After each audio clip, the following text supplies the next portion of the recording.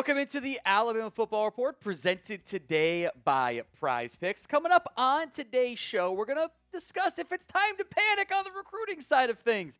Bama's landed a few more three-star recruits. That's awesome. But the misses do continue to mount for the Crimson Tide, and I think it's understandable if you are worried about where things sit, given what was the real expectation just a couple of months ago. This is a safe space to vent and complain, or not complain if you feel good about it. Are you worried about Alabama recruiting? Y for yes, N for no. Let me know in the comment section of today's show.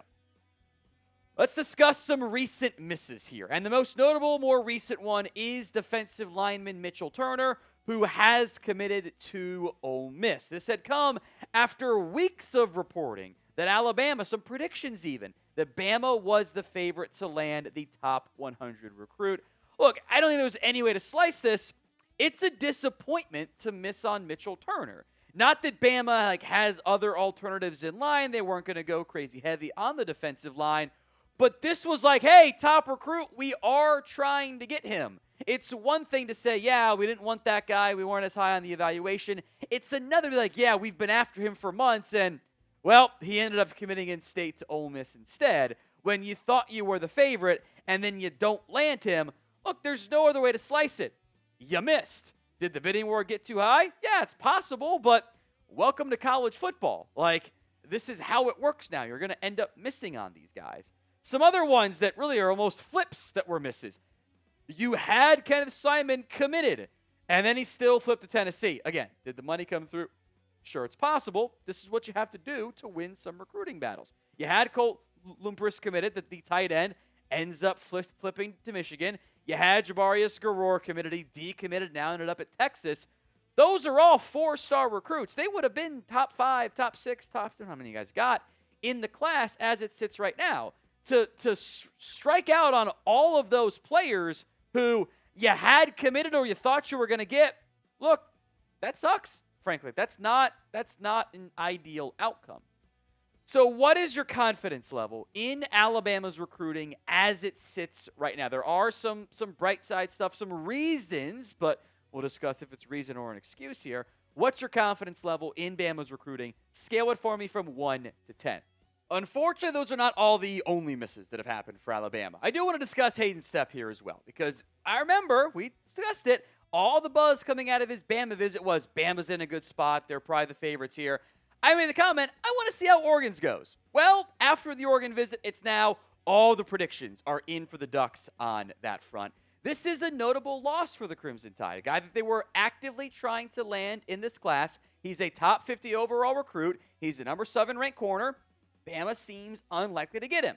They also seem unlikely to land 4-star wide receiver / athlete Xavier Sabb. By the way, his brothers go to Alabama. I had thought originally, hey, they probably got a pretty good shot to land him. Again, he wants to set his own path. That's fine. There are different reasons for why Bama misses on all these players, but when it starts to be a pretty consistent trend, that's a red flag. More misses that we've discussed in the past. Athlete who will probably be a safety, Gideon Gash goes to Texas Tech. KJ Green went to LSU. Does seem like Bama backed out early with some of the money stuff. Frederick Ards, the 4-star edge, went to Texas A&M. But again, that's a lot of notable 4-stars, and the result has been Bama not filling with other 4-stars. Maybe that changes, but they've been filled more with 3-stars.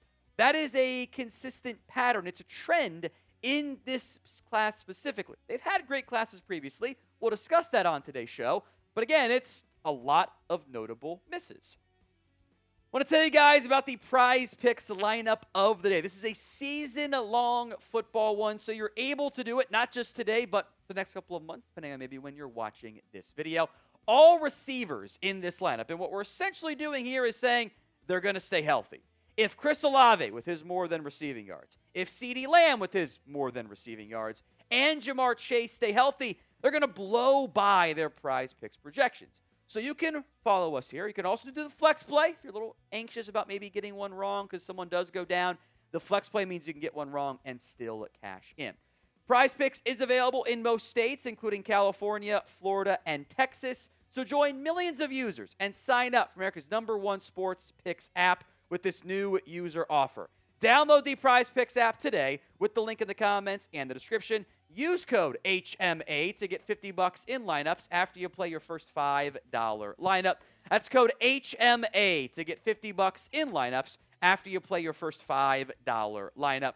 Prize Picks. It's good to be right. Now, Alabama and Kalen DeBoer have publicly stated and laid out this is going to be a smaller class in 2027. DeBoer said recently, it won't be a big group this fall. I think it will be much less than what we've had the last 2 seasons, but a lot of that is because we've retained well and brought in some transfers and don't have many seasons.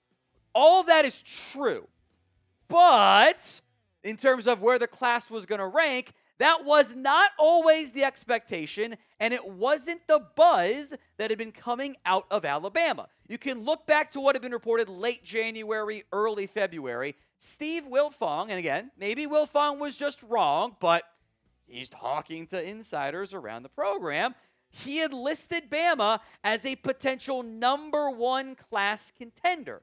January 31st, he wrote, if Alabama finishes with rivals' number 1 recruiting class in 2027, we'll likely look back at this weekend's Junior Day and say this is where the Crimson started to really build that momentum. Head coach Kalen DeBoer and his staff hosted a few 5-stars and several other coveted recruits as they positioned themselves for a second straight top 5 haul. It's pretty clear that top 5 haul ain't happening. Several different recruits were mentioned by Wiltfong in that article. We're going to go through all of them, and there's a lot more misses than there are hits on this in that batch. Before we get to that, a reminder, folks, the Alabama Football Report is totally free, and it always will be. Hit that sub button if you haven't already for more free Alabama football YouTube videos. In order of that article, the recruits that were discussed, still committed, I don't think that's going to change, knock on wood, 4-star quarterback Trent Seaborn. He has long been committed to the Crimson Tide, very much seems like that's where he wants to be. 5-star corner John Meredith was mentioned. He is already committed to Texas, and part of the pivot away from Meredith was, by the way, to hopefully go get Hayden Stepp, who you also missed on. One of the top uncommitted recruits of this group is Monsoon Sales. Will Alabama be able to beat out Indiana? I don't know. That's going to be a tough one, but you're hopefully 2 of 3, but that's probably pushing it. 5-star quarterback Elijah Haven, Alabama did get. A continuous trend over the course of the last couple of years here around Alabama has been they've done a good job with the quarterback recruiting. Jaden Upshaw, the 4-star wide receiver, well, he committed to Texas A&M. Junior Tapuo, the 4-star safety, he's uncommitted, but it seems like Texas will end up landing him. Mitchell Turner was present and mentioned in that article. He, of course, is now at Ole Miss. Joakim Gouda is a 4-star linebacker. He has committed to Georgia. Antoine Jackson, I hope, ends up at Alabama. There's been some recent buzz that, hey, Missouri could end up being a potential get there, which this would be a really big loss given the lack of top edges Bama has right now.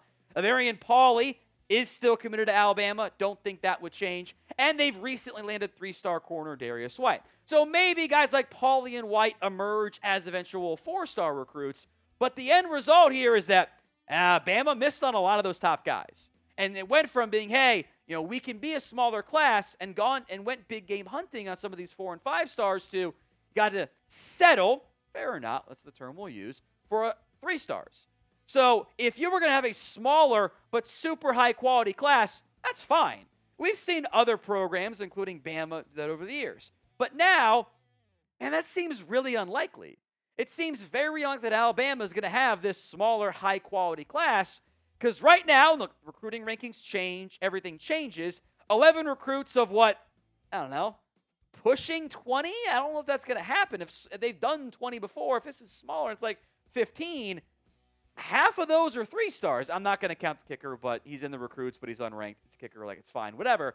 That's a pretty small class that almost feels like a backfill class and not like, yeah, we only had 15 recruits, but 5 of them were 5 stars. That's not how this, in the end, is trending towards ending up, and I think that should at least be a little bit disappointing. Today's show is made possible by SeatGeek. If you're trying to go to a Bama game this year, use SeatGeek and save 10% off your next set of tickets by using code CHAT10. It could be a home game. Maybe it's a road game if you're not as close to Tuscaloosa. Whatever it is, you can get tickets on SeatGeek. You can also get tickets for concerts, baseball games, and the other football, World Cup games, also available on SeatGeek. Whatever it is, whatever sport or non-sport, SeatGeek has you covered. Each ticket rated on a scale of 1 to 10, so you know you're getting a good deal. Look for the green dots. Green means good, red means bad. And of course, there is the code for you guys. Use code CHAT10 for 10% off your next set of tickets at SeatGeek. That's 10% off any tickets with promo code CHAT10.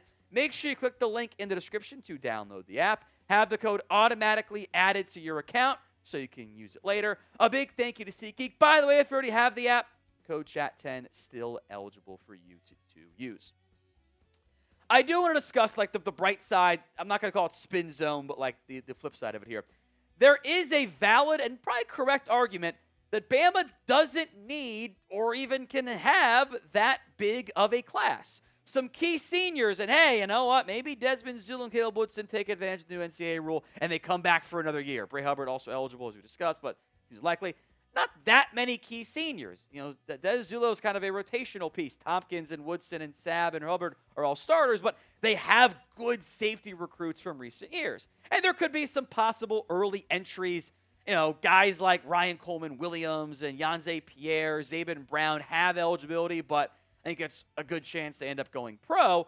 But that's not that many guys. Like, there's a bunch of other back-end seniors, you know, Kendrick Binley-Jones, et cetera, but like, there's not a ton of massive roster loss that could be happening. And the plan that Alabama laid out is, hey, we're trying to retain players. We like our previous two classes. We think we've nailed those. We want to make sure we keep those guys. We don't want to be in a spot that we are constantly having 5 stars but then losing them in the transfer portal. And that's fair. You do have to spend plenty of NIL funds on retention and not getting hammered in the portal. You know, it's fun to have wins in, you know, June and July and August on the recruiting trail, but it stinks if you get to, you know, February. It's like, okay, those guys are all gone now. But can't you just do both? Like, why do I have to choose? I get that the NIL has changed things for Bama, and they don't have the oil money Texas might have or Texas Tech has. Shout out Cody Campbell, who sucks. Or the Nike money that Oregon has. But other programs are making it work. Ohio State seemingly makes it work every year. So why can't you do both? Look, in the end, Bama's betting on retention and, most importantly, developments by their coaching staff. And if that works, they win a bunch this year and next year, and no one's going to care that the 2027 class was 40th or whatever it ended up being. But if it doesn't work and you lose players too, hey, that's going to be a pretty big red flag as you move forward.